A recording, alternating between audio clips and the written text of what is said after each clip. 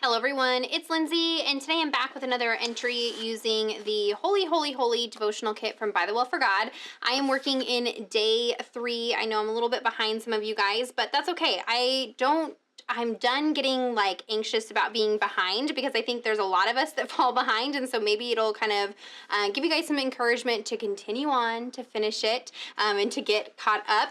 As I am filming this, it is Friday, the 20th, and the newest kit was supposed to release for pre-sale today, but they have extended that. They're going to wait until Monday. So just so you know, we're all taking some time to wrap up Holy, Holy, Holy, and it's okay to continue working through this kit. So like I said, I'm working on day 3.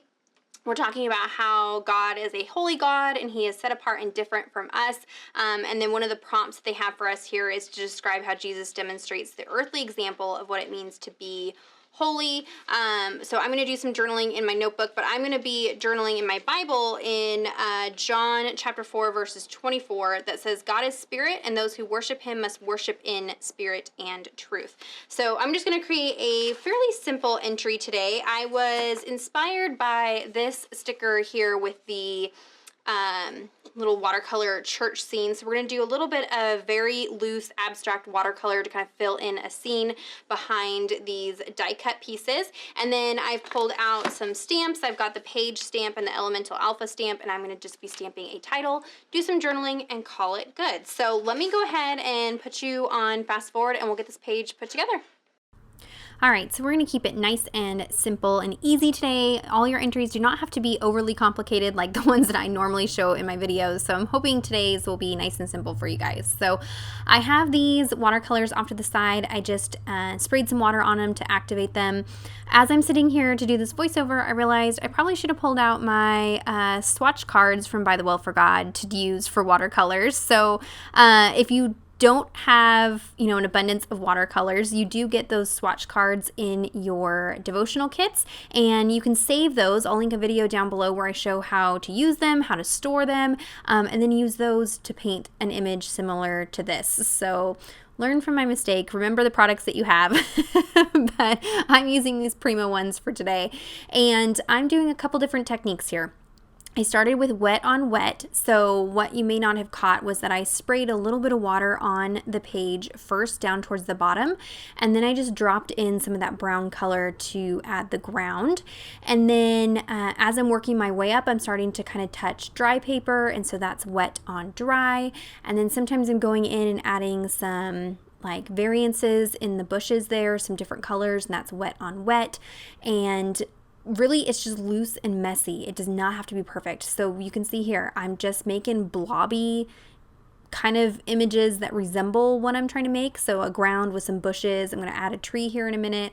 You can see I'm kind of bouncing back and forth between different areas of the painting here, just giving some areas time to dry a little bit before I go back in and add a little bit of detail. But my preferred method for watercolor is very loose and impressionistic. That way, if I mess up, it's okay. It just blends right in. So it doesn't have to be perfect. I'm not going in and painting every little rock, every little leaf, every little branch. Not like that. We want this quick and easy. And so by spraying the page a little bit beforehand, you can see there I did it again right there before I go in to do this tree.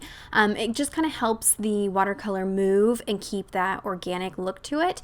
And especially if you're working in the illustrating Bible like I am today, these pages can be a little bit tricky to watercolor on.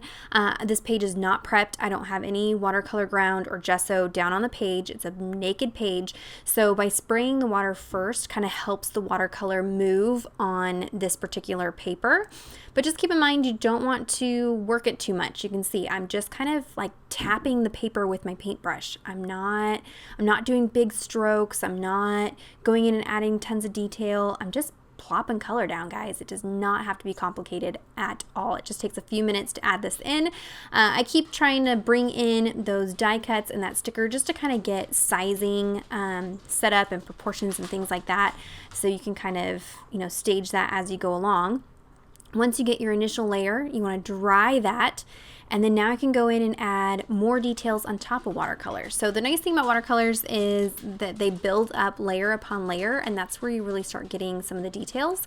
So you can see I'm going in now with this like pinky red color and adding some little floral details to that one bush. And they're not really flowers, guys. I just kind of have my brush is kind of like scruffy and fluffy on the end, and I'm just tapping it onto that bush, and it looks like flowers. It gets the job done.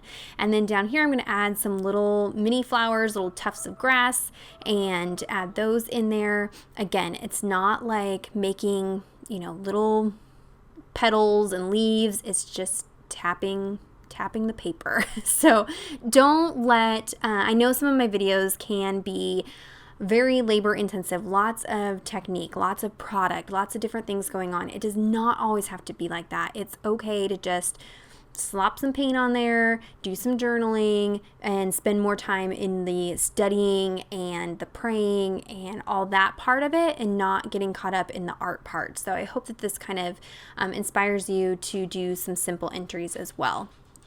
Now I'm going in and adding just some water to the page, and then going in with that really light blue to add kind of a sky. The sticker with the church image on it does have a little bit of like color, very, very, very faint color, but because it's a clear sticker, once I stick that on the page, it's going to be very obvious where the edges of that sticker is. So I'm trying to just lay down a little bit of color in the background so that the sticker will just blend right in. If I had been planning ahead of time, you could go ahead and add a light wash of that grayish blue down to the whole page before you added in all the bushes and stuff, because those are darker colors. It would have covered it, but it's fine. It works how I did it there. Like I said, it does not need to be perfect. Most of this gets covered up with those die cuts. I'm just giving myself a little bit of a scene to put these die cuts on. So you can see how that's coming together here. Initially, I was going to have all 3 of those die cuts there, but it was just a little bit too much happening down there. So one chick just did not make the cut. It's just going to be these 2 pieces here. I did go ahead and trim down the die cuts, the white border that's on them. I trimmed it down so it's a little bit less of that, so that these kind of blend in a little bit better with the scene. And you can see once you add these, it really kind of pulls everything together, and your brain just naturally fills in the gaps. It figures out that that's a tree, and those are bushes, and that's a ground, and those are flowers, without having to be like intricately detailed painted. So I hope that gives you some inspiration to just pull out your paints and get a little messy and do some loose watercoloring. So now that that's all dry and done at the bottom there, I'm going to work on the title. So like I said, I've pulled out these 2 stamp sets. I am using a ruler just to give myself some guidelines to make sure that my lettering is straight, and to make sure that I have plenty of room. So you can see I'm kind of sizing up my different stamps there. I only drew in 2 lines to kind of give myself some guides, and then I'm just going to kind of go for it, go in there and stamp. So I've sped this up quite a bit, because you do not want to sit here and watch me stamp each letter individually. That's a little bit tedious. So I'm using some VersaFine Onyx Black ink. This ink does not bleed through in this particular Bible. And anywhere where I can, I try to load up my stamp block with multiple letters at once. But for these elemental alphas, you can see here, I'm actually overlapping them. And for a couple of reasons. That word worship is a pretty big word, so I wanted to make sure that everything would fit in the margins. But one fun detail with these open alphas like this is you can do a variety of different things with them. You could color them in, paint them in. You could stamp these on patterned paper and then fussy cut them out. What I'm doing here is letting them overlap a little bit, and then when I go back to color these in, I can do some color variances where the overlap is happening, and you'll kind of see that here in a second when I come back in with some markers. But lots of versatility. They will be releasing the solid elemental alpha, I believe, next week when they do the pre-sale for the next kit, so stay tuned for that. Definitely follow me on Instagram, follow ByTheWell4God on Instagram, and we will be announcing when the pre-sale goes live for the next kit. And I believe that alpha stamp set will be a discounted price during the pre-sale, so stay tuned for that. You don't want to miss that. Again, I think that'll start on Monday. So here you can see I made sure that my ink was all nice and dry, and then I'm just taking some brush markers. These are the smaller ones. I'm not sure what colors these are. It's like a maybe ice blue and I'm not sure, maybe sky blue. It's just a light blue and then a slightly darker blue. So I'm coloring in the main part of the letter with a lighter blue, and then anywhere where the letters overlap, I go in and fill in with that darker blue color, and that kind of helps your eye read the words a little bit better. These were a little bit more scrunched up than I kind of had in my mind that it was going to be, but it works, and it just kind of gives it a different look.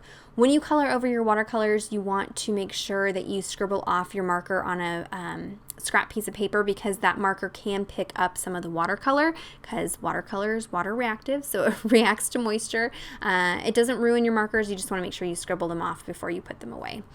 I just pulled out the watercolors to highlight that verse. That way everything kind of matches and is seamless together.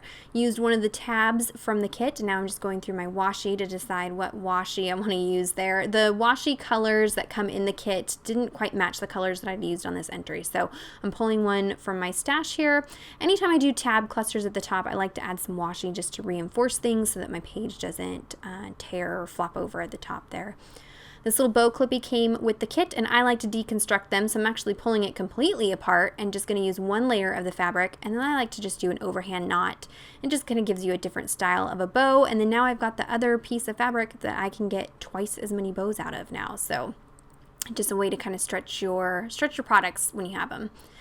And that's it. That's going to finish it up, guys. This was a really quick and simple and easy entry today. You can see on the back side here, no bleed through. Again, this page was not prepped. Really simple. So if you have any questions or comments, be sure to leave those down below. Check out the description box for links to everything that I used today. Head on over to the shop. Make sure you sign up for the email notification so you don't miss when the next kit goes on pre-sale. Give this video a thumbs up if you enjoyed it. Subscribe to my channel if you're not already subscribed. And until next time, thank you so much. Bye-bye.